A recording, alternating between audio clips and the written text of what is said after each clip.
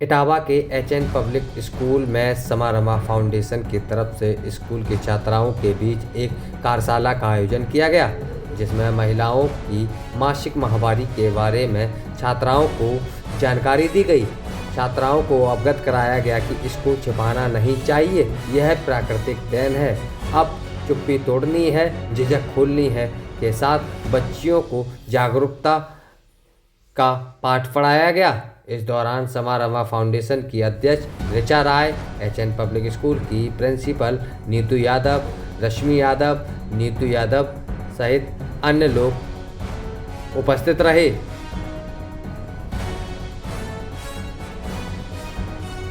एक कार्यशाला है जिसमें हम आज बच्चियों के साथ एक ऐसे विषय को लेकर आए हैं जिसको बोलने में हमारी बच्चियां बहुत संकोच करती हैं।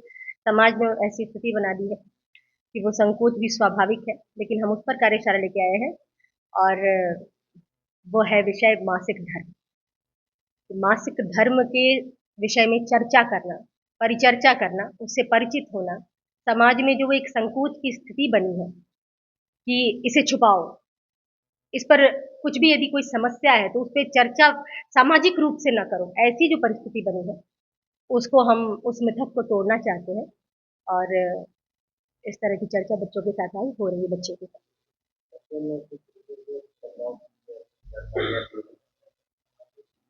देखिए, एक ये स्वाभाविक प्रक्रिया है मासिक धर्म, और ये एक बहुत बड़ा व्यवधान है, ये एक रोधक है, एक अवरोध है बच्चियों के व्यक्तित्व के विकास में। तो जो हम बेटी बचाओ बेटी पढ़ाओ ये सारी चीजें महिला सशक्तिकरण की बातें कर रहे हैं, तो इसमें सबसे बड़ा अवरोध है मासिक धर्म पर बच्चियों का संकोच करना।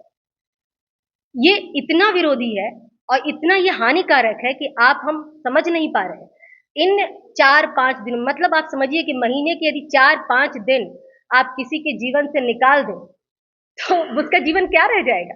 मतलब प्रत्येक माह 4-5 दिन के लिए वो बच्ची एकदम एकांत में समाज से अलग, उसके मानसिक जो क्रिया है उस समय वो किस प्रकार की गतिविधि उसके दिमाग में चल रही होगी आप सोचिए। यदि उन्हीं दिनों में कहीं उसे प्रतिभाग करना है तो कितना संकोच। ऐसा नहीं है, जो इन पर विजय प्राप्त कर रहे हैं वो आगे बढ़ रहे हैं, हमारी क्रिकेट टीम है, ये टीम है, सब चीज कर रहे हैं कार्य, लेकिन अभी भी बहुतों को कार्य करना बाकी है। एक बहुत बड़ा समुदाय संकोच में महीने के 4-5 दिन गंवा देता है, तो हम उन 5 दिनों को निकाल कर लाना चाहते हैं और हम चाहते हैं कि बच्चियां उसके साथ चलें, मुखरता से चलें और समाज उसे उस बात के साथ उसे प्रेम दे कि हाँ ये चीज है, ऐसी है। बड़े सामान्य रूप से उन चर्चाओं को कराना चाहते हैं जो वास्तव में सामान्य ही है, उन्हें अति विशेष बनाकर, और बच्चियों के साथ अन्याय ही हो रहा है, यह ऐसा मेरा मानना है। मैंने बच्चों को सबसे पहले यही बोला है, चुप्पी तोड़ो खुल के बोलो। मतलब सीधा है, चुप्पी तोड़ो खुल के बोलो।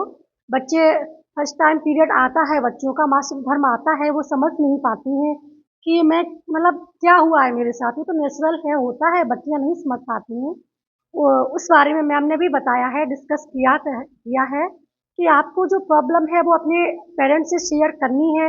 नहीं बात, जैसे कुछ बच्चियां शाय हो जाती हैं, अब मैं क्या करूं, कैसे कहूँ कि पीरियड्स आ गया है, फर्स्ट टाइम है या पीरियड्स चल भी रहे हैं बच्चियों के, तो शाय हो जाती हैं।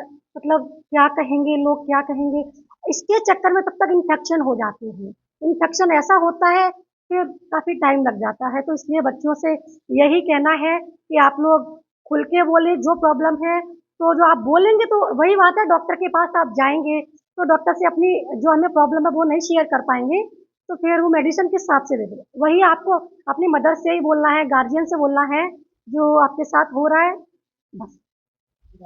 यस, हमें ये समझ आया कि हम पहले से इस चीज़ को इसके लिए डरते थे कि हमें किसी को बताना नहीं चाहिए, कहीं जाना नहीं चाहिए। बट मैम ने हमें इतना बताया कि हमें इस चीज़ को खुलकर मतलब बताना चाहिए, इसको हमें एक्सेप्ट करना चाहिए। ये हमारी बॉडी में है, सबको होता है, और इस चीज़ से हम डरते हैं, किसी को बताते नहीं हैं। पेरेंट्स में भी फादर को नहीं बताते हैं, डर लगता है कि कोई कुछ कहेगा हमसे। इसलिए थैंक यू।